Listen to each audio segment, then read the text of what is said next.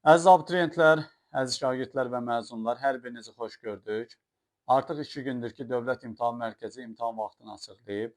Bu 2 gün müddətində sosial şəbəkələrdən biz müxtəlif xoşagəlməz videolar izləyirik. Bu videolar bunlardan ibarətdir ki, hansı imtahan çətin olacaq, hansı asan olacaq və s. Bir şey nəzərə alın ki, əziz şagirdlər, məzunlar, imtahan verən şəxslər, Dövlət İmtahan Mərkəzi hər bir sualı öz səviyyəsinə uyğun hazırlayır. Yəni 11-ci sinifin öz belə deyək də qəbul proqramı var, 9-un özünün uyğun proqramı var, ona uyğun imtahanlar hazırlanır.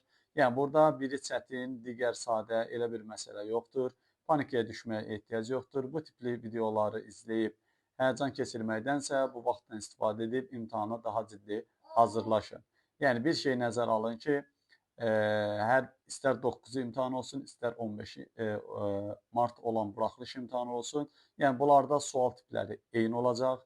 Sadəcə fərqli mövzulardan düşə bilər də. Burada bir məsələ var. Şagird mövzunu bilir yoxsa bilmir. Yəni bilən şagird deyəcək sadədir, bilməyən şagird isə deyəcək bu seans digərindən çətin oldu. Yəni ona görə bu tipli belə deyək də panikaya düşməyin, bu tipli şayələrə inanmayın. Ən gözəl odur ki, bu vaxtdan istifadə edib yaxşıca hazırlaşın. Hər birinizə uğurlar arzu edirəm.